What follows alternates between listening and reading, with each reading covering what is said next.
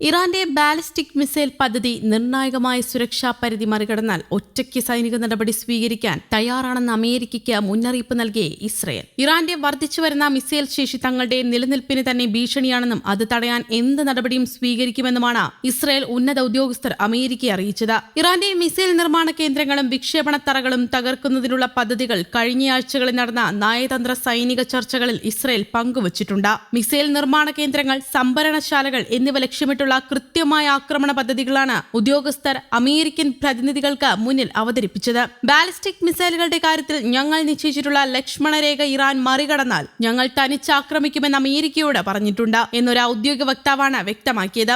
Iran നിലവിൽ ഈ പരിധി ലംഘിച്ചിട്ടില്ലെങ്കിലും അവർ കടുത്ത നിരീക്ഷണത്തിലാണെന്നും ഇസ്രയേൽ കൂട്ടിച്ചേർത്തു. ഇസ്രയേലിന്റെ നിലനിൽപ്പിനെ ബാധിക്കുന്ന തന്ത്രപ്രധാനമായ ആയുധശേഖരം പുനർനിർമ്മിക്കാൻ ഇറാനെ അനുവദിക്കില്ലെന്ന് മറ്റൊരു മുതിർന്ന പ്രതിരോധ ഉദ്യോഗസ്ഥരും പറഞ്ഞു. സൈനിക നടപടിയുടെ കാര്യത്തിൽ ഇസ്രയേലിന് പൂർണ്ണ സ്വാതന്ത്ര്യമുണ്ടെന്നും അദ്ദേഹം ഓർമ്മിപ്പിച്ചു. ഇറാന്റെ മിസൈൽ അടിസ്ഥാന സൗകര്യങ്ങൾ തകർക്കാനും ഇസ്രയേലിനും അയൽരാജ്യങ്ങൾക്കും നേരെയുള്ള ഭീഷണികൾ ഇല്ലാതാക്കാനും ലഭിച്ച ചരിത്രപരമായ അവസരമാണിതെന്നാണ് ഇസ്രയേൽ വിലയിരുത്തുന്നത്. മറ്റ് അനുബന്ധ കേന്ദ്രങ്ങളെ ലക്ഷ്യം വെച്ചുള്ള ആക്രമണ പദ്ധതികളും ചർച്ചകളിൽ അവതരിപ്പിക്കപ്പെട്ടു. അതേസമയം അമേരിക്കയുമായി ആണവ കരാർ ചർച്ചകൾ നടക്കവേ നിലപാട് വ്യക്തമാക്കി ഇറാനും രംഗത്തെത്തിയിരുന്നു. ടെഹ്റാൻ ആണവ സമ്പുഷ്ടീകരണം ഉപേക്ഷിക്കുകയോ അമേരിക്കയുടെ സൈനിക സമ്മർദ്ദത്തിന് വഴങ്ങുകയോ ചെയ്യില്ലെന്നാണ് വ്യക്തമാക്കിയത്. ഇറാൻ വിദേശകാര്യമന്ത്രി അബ്ബാസ് അരാഗ്ചിയാണ് ഇക്കാര്യത്തിൽ പ്രസ്താവന നടത്തിയത്. മിഡിൽ ഈസ്റ്റിൽ അമേരിക്കയുടെ അർമാഡ എത്തിയതിനെ അദ്ദേഹം തള്ളി. മേഖലയിലെ അവരുടെ സൈനിക വിന്യാസം ഞങ്ങളെ ഭയപ്പെടുത്തുന്നില്ല, അമേരിക്കയെ തങ്ങൾ വിശ്വാസത്തിലെടുക്കുന്നില്ലെന്ന് അരാഗ്ചി വ്യക്തമാക്കി. ആണവ കരാറിൽ അമേരിക്കയുടെ നീക്കം ആത്മാർത്ഥവും പ്രതിജ്ഞാബദ്ധവുമാണോ എന്നതിൽ അദ്ദേഹം സംശയം രേഖപ്പെടുത്തി.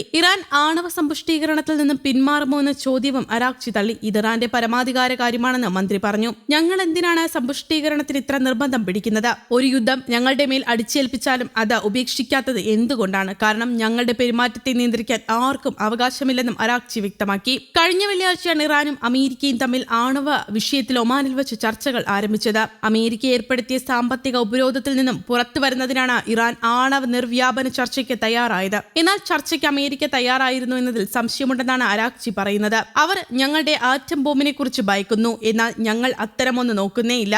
ലോകശക്തിയോടില്ല എന്ന് പറയുന്നതിനുള്ള ശക്തിയാണ് ഞങ്ങളുടെ ആറ്റം ബോംബെന്നും അരാഗ്ചി വ്യക്തമാക്കുന്നു. യമനിലെ ഹൂതികൾക്കെതിരെ നടത്തിയ പോലെയുള്ള പരിമിതമായ സൈനിക നടപടികൾ മാത്രമായിരിക്കും US പ്രസിഡന്റ് ഡൊണാൾഡ് ട്രംപ് ഇറാനെതിരായി സ്വീകരിക്കുക എന്ന ആശങ്ക ചില Israel ഉദ്യോഗസ്ഥർക്കുണ്ട്.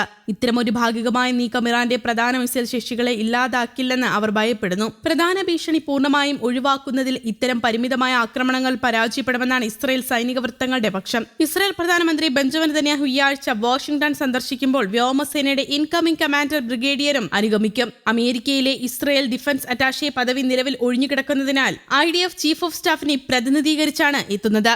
News desk, Kerala Kaumudi.